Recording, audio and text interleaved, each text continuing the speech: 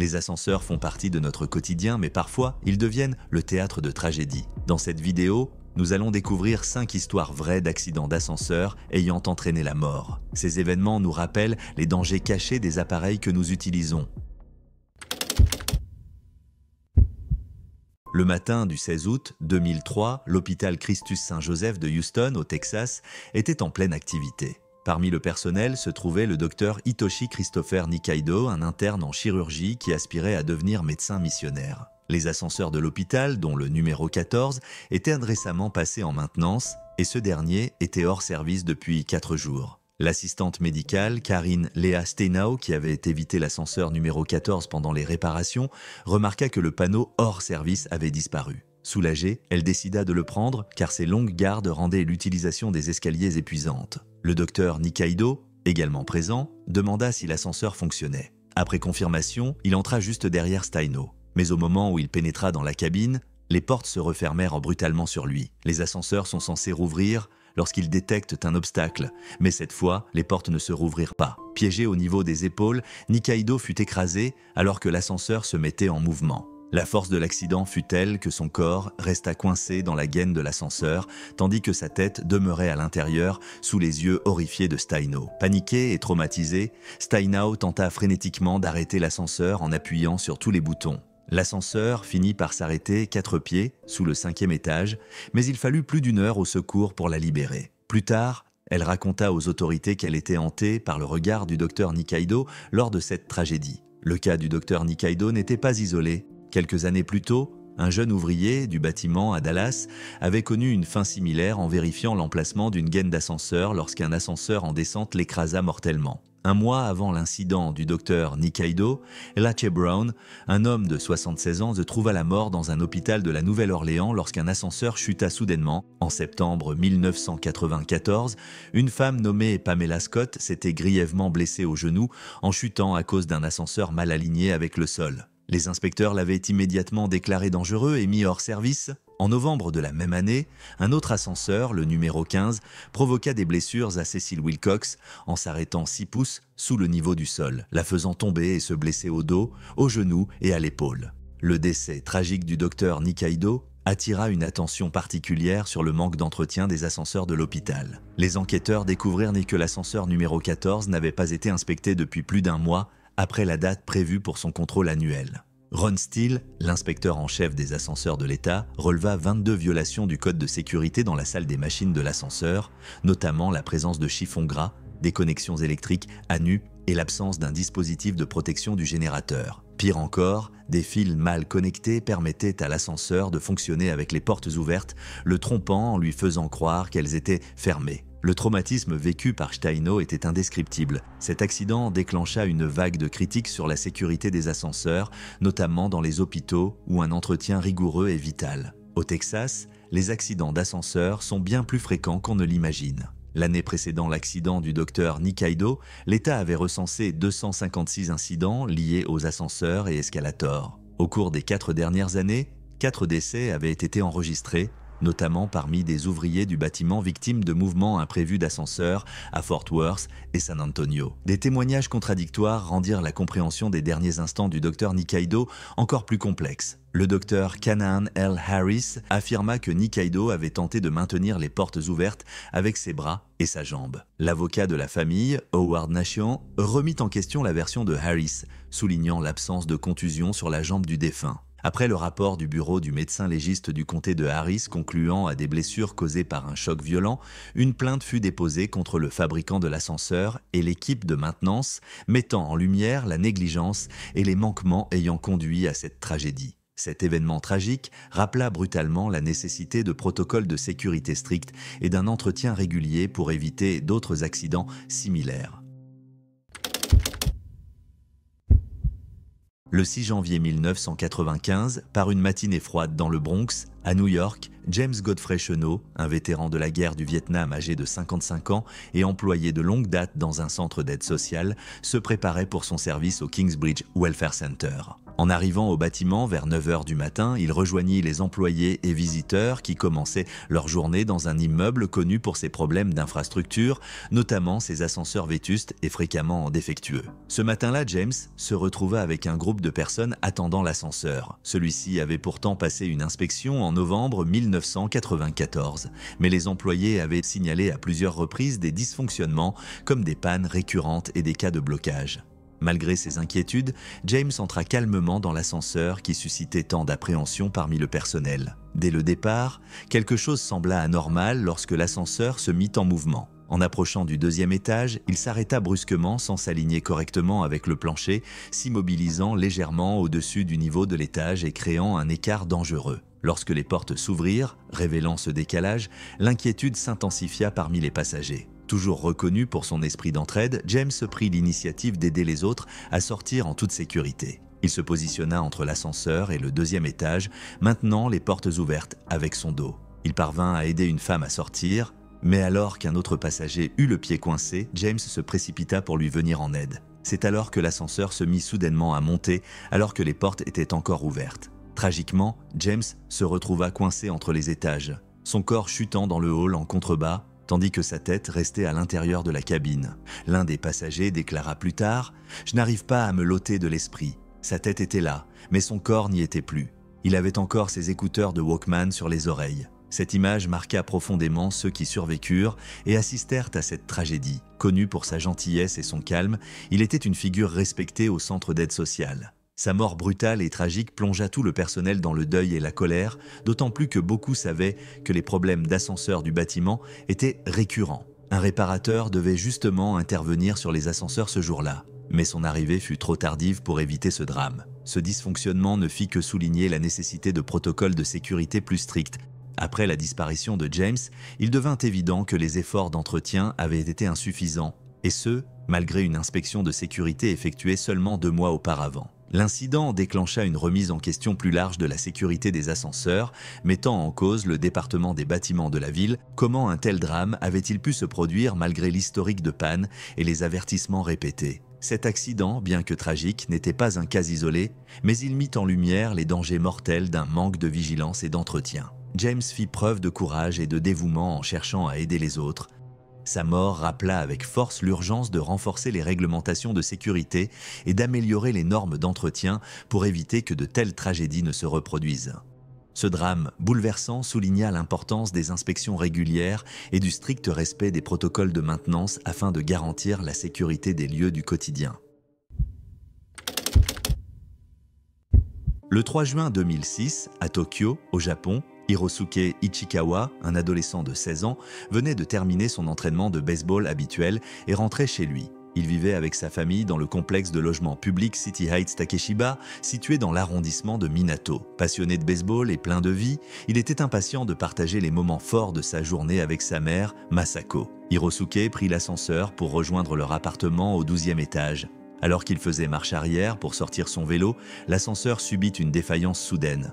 Les portes encore ouvertes, la cabine se mit brutalement à monter à toute vitesse, le coinçant violemment entre le plancher et l'encadrement de la porte. Des résidents proches entendirent des bruits inhabituels et accoururent immédiatement. Masako, qui préparait le repas, entendit les sirènes se rapprocher de son immeuble. En se précipitant dehors, elle découvrit une scène déchirante. Son fils venait de perdre la vie dans un accident d'ascenseur. Malgré les tentatives des secours, Hirosuke fut déclaré mort sur place. L'ascenseur impliqué dans l'accident avait été fabriqué par Schindler Elevator KK, la filiale japonaise d'une entreprise suisse. Très vite, les enquêtes révélèrent un historique inquiétant de problèmes mécaniques sur ce modèle. L'affaire prit une ampleur nationale, suscitant un débat sur l'entretien et les normes de sécurité des ascenseurs au Japon. L'enquête mit en lumière des problèmes d'entretien récurrents, longtemps négligés. Le ministère du Territoire, des Infrastructures, des Transports et du Tourisme hésita d'abord à intervenir, mais face à l'indignation générale, il fut contraint d'agir. Déterminé à ce que la mort de son fils ne soit pas vaine, Masako refusa d'utiliser l'ascenseur. Chaque jour, elle gravit 264 marches pour rejoindre son appartement, incapable de remettre un pied dans l'appareil qui lui avait arraché son enfant. En décembre 2008, elle et sa famille intentèrent un procès civil contre Schindler Elevator KK, l'entreprise de maintenance SUC Elevator, ainsi que l'arrondissement de Minato, propriétaire de l'immeuble. Ils réclamèrent 250 millions de yens de dommages et intérêts, tenant les trois parties pour responsables en vertu des lois sur la responsabilité des produits défectueux. Le combat juridique fut long et épuisant. À partir de 2013, la Cour de district de Tokyo organisa 56 audiences auxquelles Masako assista sans jamais faillir, résolu à obtenir justice. Lors du procès pénal de 2015, le président de SEC Elevator ainsi que 2 employés furent reconnus coupables. Cependant, un ancien responsable de Schindler fut acquitté, une décision qui poussa les procureurs à faire appel devant la cour d'appel de Tokyo. Masako et d'autres parents du quartier lancèrent une pétition réclamant un renforcement des réglementations sur la sécurité des ascenseurs et une enquête approfondie sur l'accident. Leur mobilisation permit de recueillir 460 000 signatures, un signe de soutien massif du public. En 2013, la commission d'enquête sur la sécurité des consommateurs, nouvellement créée, fit du cas d'Hirosuke sa première grande investigation, marquant une avancée importante dans la prévention des accidents d'ascenseurs. Finalement, un règlement à l'amiable fut conclu entre la famille Ichikawa, Schindler Elevator, SUC Elevator et l'arrondissement de Minato. Bien qu'aucune excuse officielle n'ait été formulée, l'accord incluait une reconnaissance de regrets et l'engagement de mesures préventives pour éviter de futurs drames. Une partie des indemnisations servit à créer une fondation dédiée à la sécurité des ascenseurs, une petite victoire dans le combat de Masako. Avec le temps, sa santé se dégrada, mais elle resta active dans sa cause. En 2014, elle perdit son mari, Kazutami, à l'âge de 59 ans. Il avait été un soutien essentiel dans son combat. Malgré son chagrin, Masako continua d'assister aux audiences. En 2014, l'équipe de baseball du lycée Koyamadai, dont Hirosuke avait fait partie, lui rendit hommage en participant au tournoi national de baseball lycéen. Leur présence au prestigieux stade Koshien permit de réaliser un rêve qu'ils partageaient tous avec leurs coéquipiers disparus, apportant un certain réconfort et une fierté à sa famille. Masako, malgré les années, restait hanté par des questions sans réponse. Un meilleur entretien des ascenseurs aurait-il pu sauver son fils ? Des réglementations plus strictes auraient-elles pu empêcher ce drame ? Ces doutes ne la quitteraient de jamais, mais ils nourrissaient sa détermination à éviter d'autres tragédies. Le 28 juillet 2014, dans le South Bronx, à New York, Tito Morales, un jeune homme de 20 ans passionné par l'art du tatouage, venait de rendre visite à sa petite amie Johanna Sanchez aux Adams Houses, un immeuble résidentiel connu pour ses nombreux problèmes. Ce soir-là, Tito quitta l'appartement de Johanna vers 3 h du matin pour aller rapidement acheter des cigarettes sans savoir que ce serait son dernier voyage. Surnommé Bebo par ses amis, Tito connaissait bien les problèmes des ascenseurs des Adams Houses. Les résidents rapportèrent fréquemment que les ascenseurs se déplaçaient de manière imprévisible, restant souvent bloqués ou tombant en panne. Tito avait déjà vécu ces dysfonctionnements, mais choisit tout de même d'utiliser l'ascenseur pour sa course nocturne. Aux alentours de 4 h du matin, les secours furent appelés sur les lieux. Tito fut retrouvé inconscient, coincé entre la cabine de l'ascenseur et le mur de la gaine, entre les 18e et 19e étages.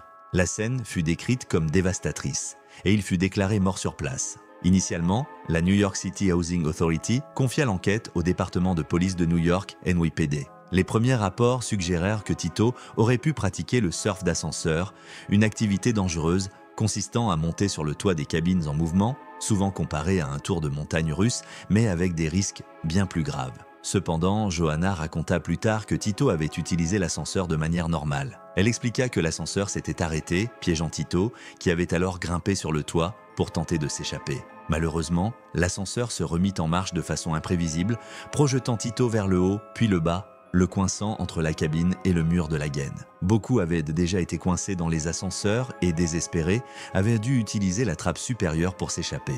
L'un d'eux déclara que les portes se fermaient si vite qu'il fallait sauter dedans rapidement. D'autres racontèrent avoir été piégés pendant des heures, souvent sans autre issue que le toit de la cabine. Après la mort de Tito, ses amis et voisins se rassemblèrent, submergés par le chagrin et l'incrédulité.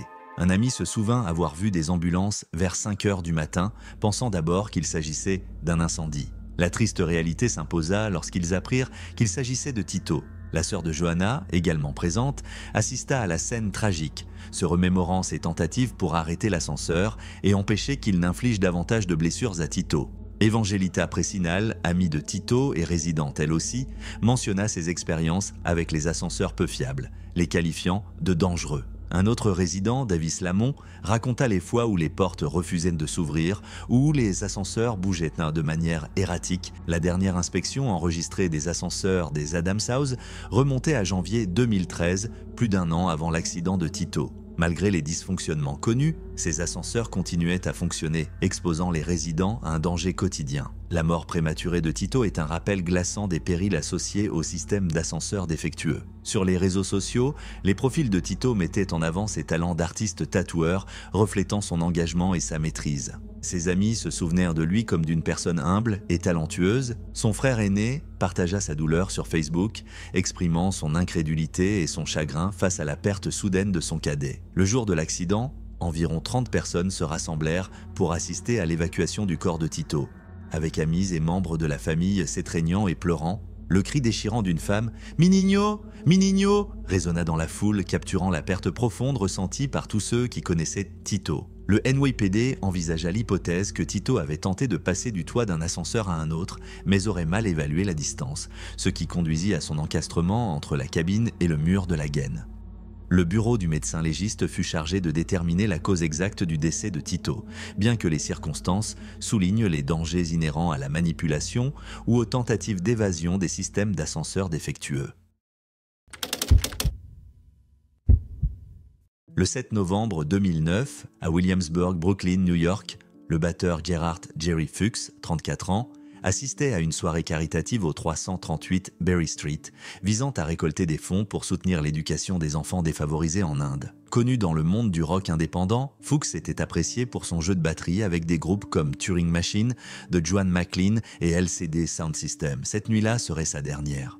Né le 31 décembre 1974, Jerry montra très tôt un talent musical, en particulier pour la batterie. Après le lycée, il étudia le design graphique à l'Université de Géorgie tout en jouant dans des groupes locaux comme The Martians, Space Cookie et Concac. En 1996, il s'installa à New York pour poursuivre une carrière musicale sérieuse, rejoignant le groupe Vinland et devenant rapidement une figure incontournable de la scène musicale de Williamsburg. Il joua pour plusieurs groupes, consolidant à chaque performance sa réputation de musicien talentueux et dévoué. Fuchs se rapprocha du label DFA Records et rejoignit le groupe de dance punk Shka Shka Shka, contribuant à l'album Myth Takes et accompagna LCD Sound System et Mastercraft en tournée. Son style unique, mélangeant rythme disco et motorique, lui valut d'être très recherché et respecté. Lors de la soirée caritative de novembre, Fuchs était de bonne humeur, revenant d'une tournée aux États-Unis avec le groupe Maserati et enthousiaste pour ses futurs projets. L'événement se déroulait dans un immeuble à usage mixte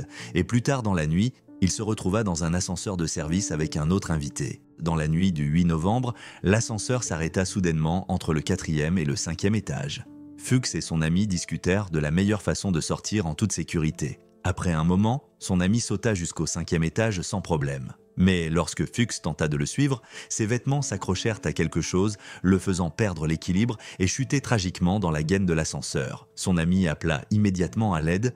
Fuchs fut retrouvé face contre terre, au bas de la gaine. Un membre de son groupe, Holy Ghost, fut parmi les premiers à arriver sur place et le retourna, découvrant qu'il était encore en vie, mais incapable de parler. Ils restèrent à ses côtés en attendant les secours qui le transportèrent en urgence à l'hôpital Bellevue. Malgré les efforts médicaux, Jerry fut déclaré mort à 3h30 du matin. Amis et collègues pleurèrent la perte non seulement d'un batteur talentueux, Todd Patrick, organisateur influent à Brooklyn, le décrivit comme quelqu'un qui se faisait des amis avec une facilité naturelle, soulignant le vide immense laissé par sa disparition. La DJ locale, Cheryl Whitland de Sneak Attack Media, déclara que toute la communauté ressentait la perte d'un homme qui était le cœur battant de la scène musicale de Williamsburg. Le département des bâtiments de New York, DOB, enquêta sur l'accident et ne trouva aucun problème mécanique avec l'ascenseur. Toutefois, l'historique du bâtiment souleva des inquiétudes. Il avait déjà fait l'objet de violations, dont 10 concernaient directement l'ascenseur, la plus récente ayant été signalée seulement quelques jours avant l'accident. Malgré ces infractions passées, l'ascenseur avait été jugé fonctionnel et aucune violation en cours n'avait été signalée au moment du drame. Les hommages affluèrent du monde entier dans les jours suivants. James Murphy de LCD Sound System souligna son talent, déclarant qu'il était l'un des rares que nous connaissions qui était littéralement génial dans ce qu'il faisait. Son ami proche, John Fine, loua sa polyvalence et l'immense vide laissé par sa mort dans la scène musicale de Brooklyn. DeJuan McLean partagea un hommage poignant, se souvenant de lui comme d'un ami loyal et sincère. L'héritage de Fuchs fut honoré de différentes manières. LCD Sound System lui dédia leur 3e album This Is Happening, Holy Ghost, lui rendit hommage avec la chanson Jam for Jerry sur leur premier album.